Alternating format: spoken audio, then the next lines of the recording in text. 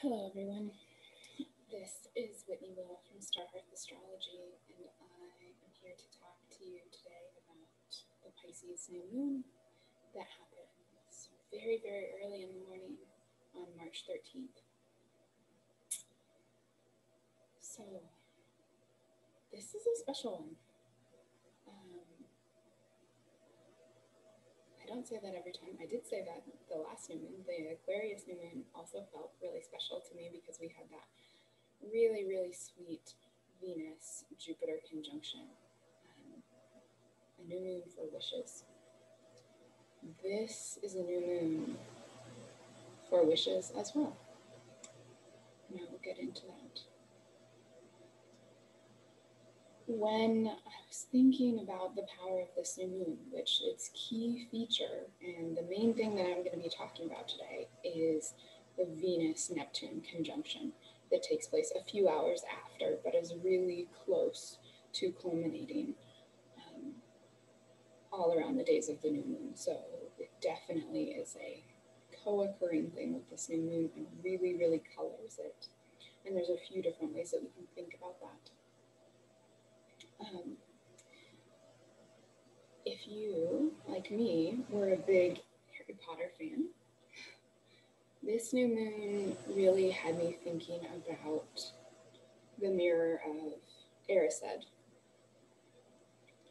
from the first book, and maybe it shows up again later, but so for those of you who don't, or in case you forget, a little recap. The Mirror of Erised is a mirror that is in Hogwarts, the wizarding school, just kind of in a spare room in the first book. And what happens when you look in the Mirror of Erised, which is desire, spelled backwards, desire if you put it up to a mirror, is you see your deepest wish. You see your deepest desire and your deepest longing in the mirror. And so what happens, Harry is an orphan and he discovers the mirror and he sees his parents in the mirror and he sees himself with his parents. And he's so excited, he thinks his parents are in the mirror, and he goes and gets his friend Ron, and Ron sees himself kind of basically with like all these trophies and all of this stuff, and Ron is the youngest of a bunch of brothers, and so what he sees himself as kind of significant and standing out from his brothers. And now these are 11-year-olds. So what ends up happening is that Harry goes and he sits in front of the mirror just watching his parents for kind of nights on end. And finally, Dumbledore, the headmaster, head wizard guy, reveals himself, and he's been invisible in the room, kind of watching Harry. And he explains what the Mirror of Erised is, that it shows us what we desire, but things that are not real. And his final words about it, well, he tells Harry that the Mirror of Erised is going to be moved away, and so it's not going to be in that room anymore. But he says, very poignantly, it does not do to dwell on dreams and forget to live. Men have wasted away in front of it. And so the mirror and the metaphor of the Mirror of Erised feels really poignant with this Pisces new moon and with the Venus-Neptune conjunction, because a Venus-Neptune conjunction can really show us that. And so I am going to talk about all the gifts of a Venus-Neptune conjunction, but I want us to have in the back of our minds the metaphor of the Mirror of Erised, because it's really important with Neptune, because Neptune can show us what we truly desire. It can connect us to the reality beyond this reality. And it can It can show us the ideal, and it can also completely delude us, right? And what happens when we're deluded, but our life force and our vitality gets sucked away into fantasy, which might be easier, but it's not really our job here. So, but it is essential also for our participation in this world and in this planet, right? Every religion, every spiritual practice, kind of the key piece of human life is how do we integrate and reconcile the fact that the sacred and the profane live right next to each other, in each other, right on top of each other. How do I reconcile the fact that some part of me, some part of my partner, some part of my child, some part of my experience is transcendent and divine? And also, there are ugly, messy parts of me that live right next to them. And there are, even if we're not at either end of the extreme, there are boring, mundane, mediocre parts of me that live right next to that stuff. How to be both. We have Mars in Gemini right now, and Mars in Gemini is really trying to be both.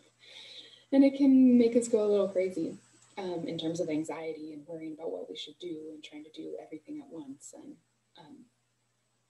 so there's a little bit of that vibe. And so this new moon can really kind of dip into that potency.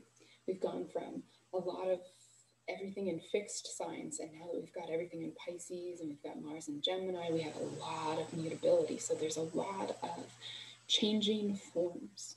And our lives are looking like that too. And there's, less of that surety because we've got, okay, there's all these vaccines, maybe the pandemic's over, it's starting to over. What's it going to look like when it's done? Are we, it's not going to go back to what it looked like before. And so, right, we're in a little bit of this nebulous space of what does it look like? And Neptune is the planet of nebulousness, but it can also offer these real gems. So, full disclosure, I have Saturn on the ascendant. I am a double Virgo. So I generally, for my own life, and so of course it spills over, talk about Neptune as a malefic. It's confusing, it pulls the wool over our eyes, it blends things, it takes us on into flights of fancy. But the real gift of Neptune is that it takes us out of our context and it offers us a different view of things, not necessarily the Saturnian view, although I find that Saturn and Neptune, I think, overlap a lot. But so Neptune can kind of pull us into other dimensions. And evolutionary astrologers say that Neptune is the higher octave, so to speak, of Venus. Okay, maybe. But they're going to be together. So whether you're a traditional astrologer or an evolutionary astrologer, or you're so mutable you can't decide, so you have to take a taste of everything, we've got them together at the buffet. Venus is our key to our desires, right? It's the key to what we want, and not in a thinking way. If we're excessively mercurial or whatever, just caught up in the normal stuff of the modern world, we think our desires. We think, what should I want? Venus doesn't work like that. Venus will pull you to what you want. She is the attractive force. I like that. I want to be close to that. I want more of that around me. I like how it feels in my body. My body physically and viscerally responds to that in a positive way. or in a fearful way. You know, some of us are afraid of what we desire. Desire and disgust also live very close. Venus can have all of that. And so Venus is not, though, getting closer to our desires is, in conventional wisdom, a positive thing. It's not always experienced in a positive way. It can feel traumatic. It can feel scary. It can make us aggressive. So Venus definitely has a shadow face, but she connects us to what we desire. And she's exalted in Pisces. And one of the reasons why she's exalted in Pisces is because she desires spiritual things. And so, yeah, I think there's an implicit value judgment in her exaltation.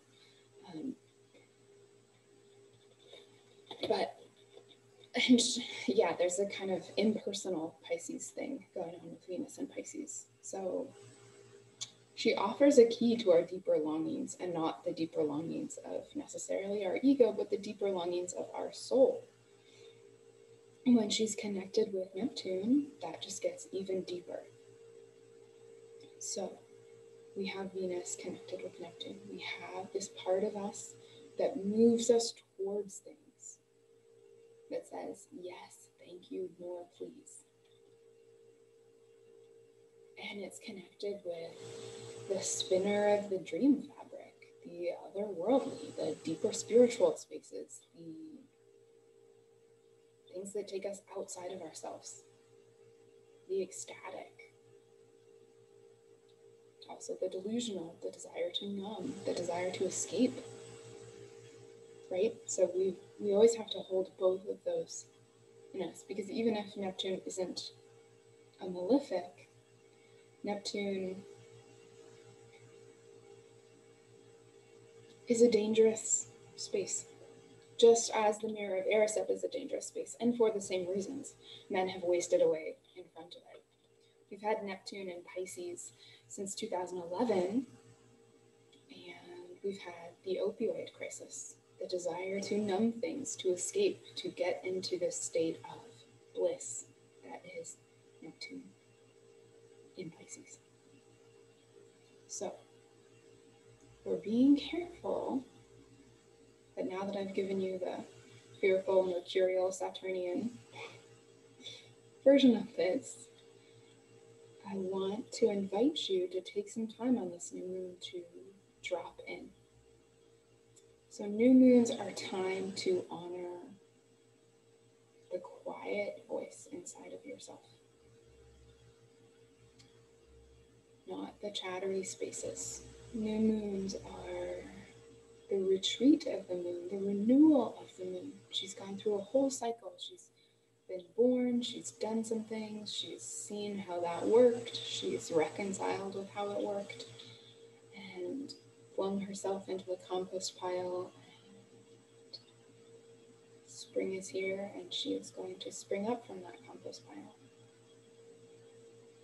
So I want to invite you into your inner compost pile to go hang out with Venus and Neptune. So whether this looks like a deep meditation, maybe just a long bath, try and bath in the dark. Bath in the dark is a very Neptunian thing, right? Kind of like the moon.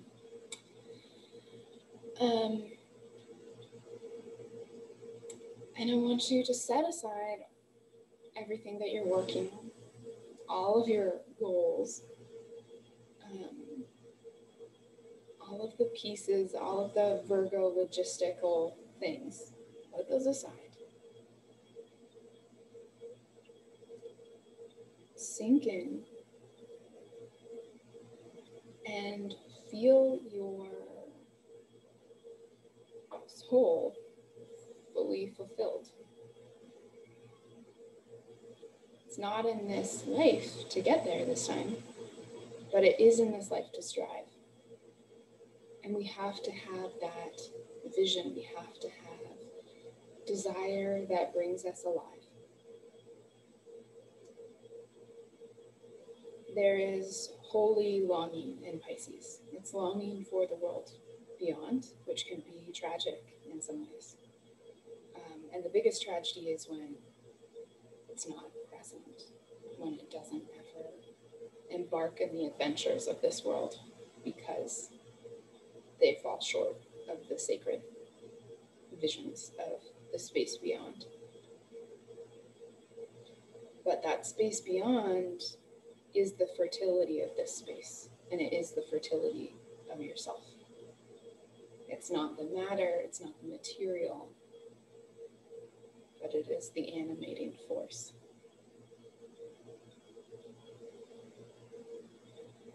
So, I want you to drop in, find your connection to that space, and then all you have to do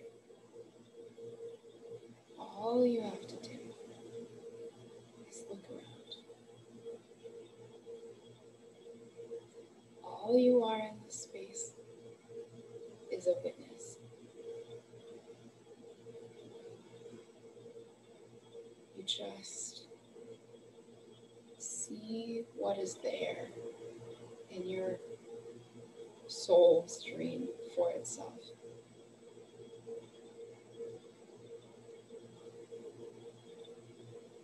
You don't have to write it down.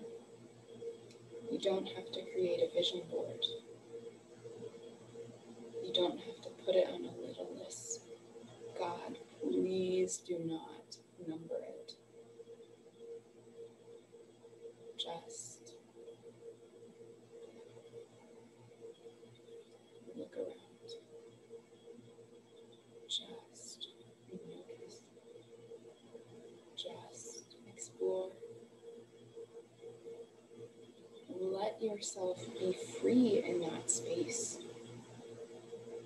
Don't press it for clarity. Clarity is how you break it. Right? Often we desire things and we don't know how we could ever, make our way to that dream. And that question kills it.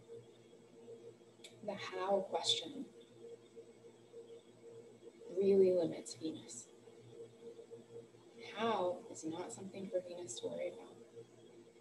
And I'm not saying I guess I am talking about magical thinking, but not in this A to B, first you do this, then you do this. No, just watch. The other thing that we get caught up in that kind of aborts this process is the question of deserving. When we are afraid that we do not deserve our soul fulfilled, we self-sabotage, we stop the process, right? We're never going to be able to come to a space where we feel like we've earned it. It's not. In this life, you cannot tally up those things because, you can tally them up, but you cannot ever get to a good enough tally that you would deserve your own happiness. You don't deserve happiness. You don't deserve love.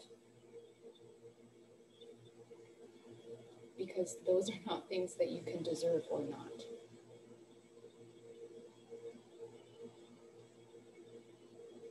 Happiness is a byproduct of the process of connecting with yourself and living your truth. Love is a divine offering. You can never not deserve it. You cannot earn your deserving of it. It is indelibly within you. I'm not saying you have to love everyone. I'm not saying that everyone deserves your love. I'm just saying, no, you cannot be separated from your deserving. Deserving does not touch those things. And in Pisces, we connect with the source, and we know that. You know that somewhere deep down in all of it, you know.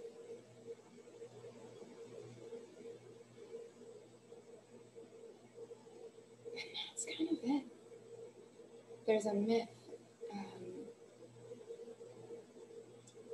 from the Judaic tradition about Tikkun Olam. There's this kind of myth that the world was beautiful and perfect, and then it was shattered. That perfect world was shattered into a million pieces, billions of pieces, and those pieces flew down and were embedded in this world. And all you have to do, the most sacred journey, the most sacred task, is to notice them. You don't have to collect them and put the world back together. You don't have to fix everything. You just say, this is beautiful, and let yourself feel it. Feel the sacred rather than being overwhelmed with the profane. That's what this new moon, this retreat, offers you. And you know what? When we pay attention to the images and we don't force them into a kind of slavery, they change, they offer things, right? People in places properly observed, properly paid attention to, are free to change, and they will. And they will change in your inner life, and they will change your outward life, but not if you turn them into slaves, not if you bind them. Virgo can go that way. Pisces offers us the space to not go that way. So go into yourself, this new moon, retreat from the world, take a little bit of time in front of the Mirror of Erised.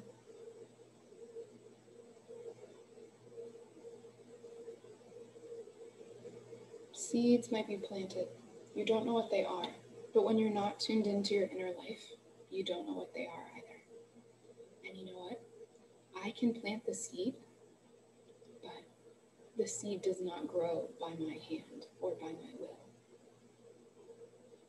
Right? No seed has ever sprouted because I wanted it to. It is in the nature of that seed, if it's been properly tended, properly stored, planted at the right time in the right temperature of soil, I can do all of those things. I can change the conditions. I can make sure the seed doesn't sprout, but I cannot, by my will alone, make sure that it does. So what I do is I participate in its life, and it participates in mine. These seeds are the wishes. They are the new things coming into the world. We can create context for them. We can even put them in the ground. But it is not your responsibility, nor is it something that you can take credit for. You are a participant with everything else alive in the world. You are the tender of it, but not the master. You are a steward of your life, not the boss of it. And so it is well to know yourself and to know what you tend and to know what that vision is inside of yourself, or what will come to be and what will come to pass. That's what I have for you today for the Pisces New Moon. I hope it is magical. I hope it offers you some bliss and some rest.